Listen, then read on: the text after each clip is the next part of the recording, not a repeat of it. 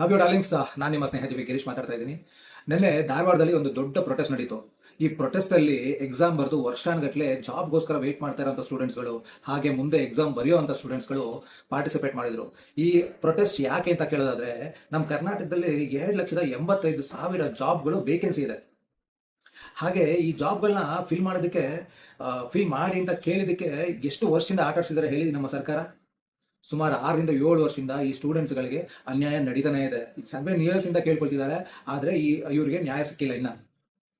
ಯಾಕೆ ಅಂತ ಕೇಳ್ತಾ ಹೋದ್ರೆ ನೀವು, ಅಲ್ಲಿ ಕೆಲವು ಇಶ್ಯೂಗಳಿದೆ. ಏನು ಇಶ್ಯೂಗಳಿದೆ?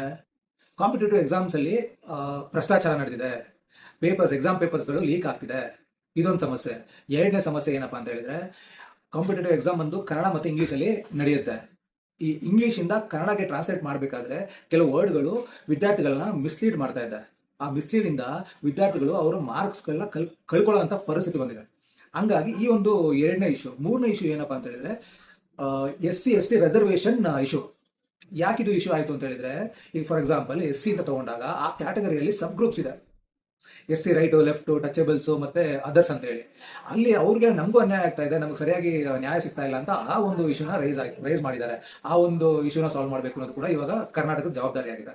ಈ ಒಂದು ಒಂದು 3 ಇಶ್ಯೂನ ಸಾಲ್ವ್ ಮಾಡೋದಕ್ಕೆ ಇವರು 6 ರಿಂದ 7 ವರ್ಷದಿಂದ ಆಟ ಆಡಿಸ್ತಾನೆ ಇದ್ದಾರೆ. ನೀವು ನಂಬ್ತೀರಾ? ಎಂತ ಅನ್ಯಾಯ ರೀ ಇದು. ಒಂದು 3 ಇಶ್ಯೂನ ಆಕ್ಚುಲ್ ಆಗಿ ಇದು ಬರೀ issue, very small issue. Actual ಆಗಿ ಹೇಳ್ಬೇಕು ಅಂದ್ರೆ ಬೇಗ ಸಾಲ್ವ್ ಮಾಡಿ ಇದನ್ನ ಜಾಬ್ಗಳನ್ನ ಫಿಲ್ ಮಾಡ್ಬೋದು.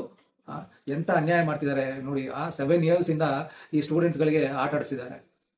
ಆಮೇಲೆ ಇನ್ನೊಂದು ಹೊಟ್ಟೆ ಉರಿಯುವಂತ ಸಂಗತಿ ಏನ್ ಗೊತ್ತೇನ್ರಿ? ಈ ಸ್ಟೂಡೆಂಟ್ಗಳು ವರ್ಷಾನುಗಟ್ಲೆ ದಿನ ರಾತ್ರಿ ಅಂದನೆ ಕಣ್ಣಿಗೆ ಎಣ್ಣೆ ಬಿಟ್ಕೊಂಡು ಓದಿ, ಅದಲ್ದನೆ ಅವ್ರ ಅಪ್ಪ ಅಮ್ಮ ತಮ್ಮ ಶಕ್ತಿ ಮೀರಿ ಸಾಲ ಮಾಡಿ ಸ್ಟೂಡೆಂಟ್ಸ್ಗಳನ್ನ ಓದಿಸಿದ್ದಾರೆ.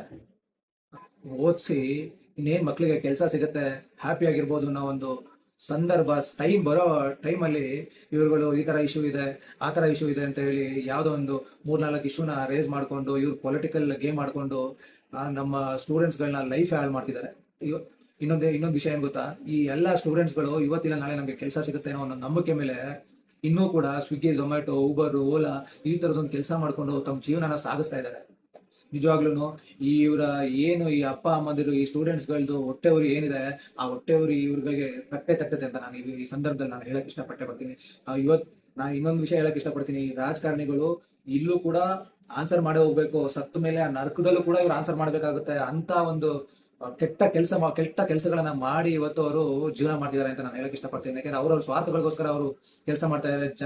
ಜನ ಜೀವನನ ಒಂದು ಕೆಳಮಟ್ಟಕ್ಕೆ ತಗೊಂಡೋಗ್ತಾ ಇದ್ದಾರೆ ಅಂತ ನಾನು ಹೇಳಕ್ ಇಷ್ಟಪಡ್ತೀನಿ. ಇವತ್ತು ಏನಾಗಿದೆ ಅಂದ್ರೆ, ಸರ್ಕಾರ ನಮ್ಮ ಹತ್ರ ದುಡ್ಡಿಲ್ಲ ಅನ್ನೋ ಒಂದು ಮಾತು ಕೇಳಿ ಬರ್ತಿದೆ. ಯಾಕೆ ದುಡ್ಡಿಲ್ಲ ಅಂತ ನಾನು ಕೇಳಕ್ ಬರ್ತೀನಿ. ಆಯ್ತು, ನೀವು ಫ್ರೀ ಅಂತ ಹೇಳಿ ಅಧಿಕಾರಕ್ಕೆ ಬಂದು ಸೇರ್ಕೊಂಡ್ರಿ. ಆಮೇಲೆ ಏನ್ ಮಾಡಿದೀರಾ? ಎಲ್ಲ ರೇಟ್ಗಳನ್ನ ಜಾಸ್ತಿ ಮಾಡಿದೀರಾ. ಎಲ್ಲ ರೇಟ್ಗಳನ್ನ ಜಾಸ್ತಿ ಮಾಡಿ ಈ ಕಡೆ ಫ್ರೀನು ಕೊಟ್ರಿ, ಈ ಕಡೆ ಎಲ್ಲ ರೇಟ್ಗಳನ್ನ ಜಾಸ್ತಿ ಮಾಡಿದ್ರಿ. ಸಮ ಆಗೋಯ್ತಲ್ಲ. ಏನ್ ಪ್ರಾಬ್ಲಮ್ ಆಗಿದೆ? ಮತ್ತೆ ಯಾಕೆ ದುಡ್ಡಿಲ್ಲ ಅನ್ನೋದು ನನ್ನ ವಾದ ಆಗಿರುತ್ತೆ. ಯಾಕೆ ದುಡ್ಡಿಲ್ಲ ಅಂತ ಹೇಳಿದ್ರೆ, ದುಡ್ಡು ಹಾಕಿಲ್ಲ ಅಂತ ಹೇಳ್ತಿದ್ದಾರೆ ಅಂದ್ರೆ ಇವರು ಕೊಳ್ಳೆ ಹೊಡಿಬೇಕಲ್ಲ, ಲೂಟಿ ಮಾಡ್ಬೇಕಲ್ಲ. ಯಾವ್ಯಾವ ತರ ಲೂಟಿ ಮಾಡ್ತಾರೆ ಅಂದ್ರೆ, ಈಗ ಇವ್ರಿಗೆಲ್ಲ ಜಾಬ್ ಕೊಟ್ಬಿಟ್ರೆ ಕಂಪ್ಲೀಟ್ ಫಿಕ್ಸ್ಡ್ ಸ್ಯಾಲರಿ ಆಗೋಗುತ್ತೆ. ಮಂತ್ಲಿ ಸ್ಯಾಲರಿ ಕೊಡ್ಬೇಕಾಗುತ್ತೆ. ಅದೇ ನಾವು ಟೆಂಪ್ರವರಿ ಎಂಪ್ಲಾಯ್ಮೆಂಟ್ ಮಾಡಿದ್ರೆ ಕಮಿಷನ್ ತಗೋಬಹುದು, ಈ ಕಡೆ ಮಿಕ್ಕಿ ದುಡ್ಡು ಕೂಡ ಹೊಡ್ಕೋಬಹುದು. ಇವಾಗ ಈ ತರ ನಮ್ಮ ದೇಶನ ಲೂಟಿ ಮಾಡ್ತಾನೆ ಇದ್ದೀರಾ. ನಿಜವಾಗ್ಲೂ ಇದಕ್ಕೊಂದು ಉತ್ತರ ಮುಂದಿನ ದಿನಗಳಲ್ಲಿ. ಈಗ ಜಸ್ಟ್ ಒಂದು ಧಾರವಾಡದಲ್ಲಿ ಪ್ರೊಟೆಸ್ಟ್ ನಡೆದಿದೆ.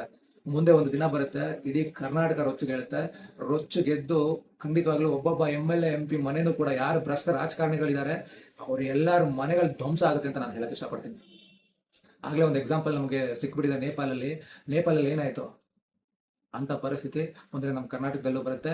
ಅದೇ ರೀತಿ ಇಡೀ ದೇಶದಲ್ಲೂ ಕೂಡ ಬರುತ್ತೆ ಅಂತ ನಾನು ಹೇಳಕ್ ಇಷ್ಟಪಡ್ತೀನಿ. ಯಾರ್ಯಾರು ಭ್ರಷ್ಟ ರಾಜಕಾರಣಿಗಳಿದ್ದಾರೆ ಎಲ್ಲರಿಗೂ ಪಾಠ ಕಲಿಸ್ತಾರೆ ನಮ್ಮ ಜನ ಅನ್ನೋದು ನಾನು ನಂಬ್ತೀನಿ.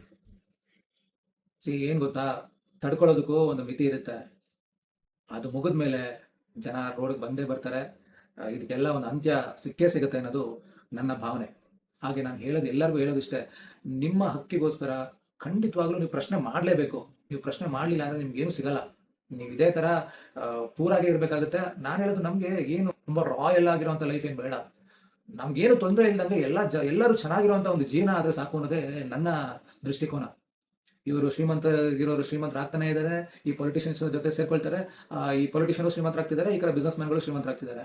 ಬಟ್ ಎಲ್ಲ ಮಿಡಲ್ ಕ್ಲಾಸ್ ಆಗಲಿ ಪೂರ್ ಕ್ಲಾಸ್ ಜನಗಳು ಇನ್ನ ಕೆಳಮಟ್ಟಕ್ಕೆ ಹೋಗ್ತಿದ್ದಾರೆ ಹೊರತು ಬೆಳೆಯಕ್ಕೆ ಆಗೋದು ಇಲ್ಲ. ಯಾಕಂದ್ರೆ ಆ ಸಿಸ್ಟಮ್ ಅನ್ನು ಅಸ್ತ್ರ ಹಂಗಿದೆ. ಆ ಸಿಸ್ಟಮ್ ಅನ್ನು ಅಸ್ತ್ರನ ಇಟ್ಕೊಂಡು ತುಂಬಾ ಅನ್ಯಾಯ ಮಾಡ್ತಿದ್ದಾರೆ ಪೊಲಿಟಿಷಿಯನ್ಸ್, ದೌರ್ಜನ್ಯ ಮಾಡ್ತಿದ್ದಾರೆ. ಬಟ್ ನಾನು ಹೇಳ್ದಾಗೆ ಖಂಡಿತವಾಗ್ಲೂ ಒಂದಿನ ಬರುತ್ತೆ, ಜನ ಮಾಸ್ ಪ್ರೊಟೆಸ್ಟ್ ನಡೆಯುತ್ತೆ, ಇವ್ರಿಗೆಲ್ಲ ಪಾಠ ಕಲಿಸ್ತಾರೆ ಅಂತ ನಾನು ನಂಬ್ತೀನಿ. ಇದು ಜಸ್ಟ್ ಒಂದು ಧಾರವಾಡದೊಂದು ಪ್ರೊಟೆಸ್ಟ್, ಒಂದು ವಾರ್ನಿಂಗ್ ಅಂತಾನೆ ನಾನು ಪೊಲಿಟಿಷಿಯನ್ಸ್ಗೆ ಹೇಳಕ್ ಇಷ್ಟಪಡ್ತೀನಿ. ಇವತ್ತು ಇದನ್ನ ವಾರ್ನಿಂಗ್ ಅಂತ ತಗೊಂಡು ನೀವು ನಿಮ್ಮ ತಪ್ಪುಗಳನ್ನ ಸುಧಾರಿಸ್ಕೊಂಡು ಮುಂದೆ ಸೊಸೈಟಿಗೆ ಒಳ್ಳೇದಾಗುವಂತ ಕೆಲಸಗಳನ್ನ ನೀವು ಮಾಡಿದ್ರೆ ಖಂಡಿತವಾಗ್ಲೂ ಒಳ್ಳೇದಾಗುತ್ತೆ, ನಿಮಗೂ ಒಳ್ಳೇದಾಗುತ್ತೆ, ಜನಗಳಿಗೂ ಒಳ್ಳೇದಾಗುತ್ತೆ, ಸೊಸೈಟಿಗೂ ಒಳ್ಳೇದಾಗುತ್ತೆ ಅಂತ ನಾನು ಈ ಒಂದು ವಿಡಿಯೋ ಮುಖಾಂತರ ಹೇಳಕ್ ಇಷ್ಟಪಡ್ತೀನಿ. ನಮಸ್ಕಾರ.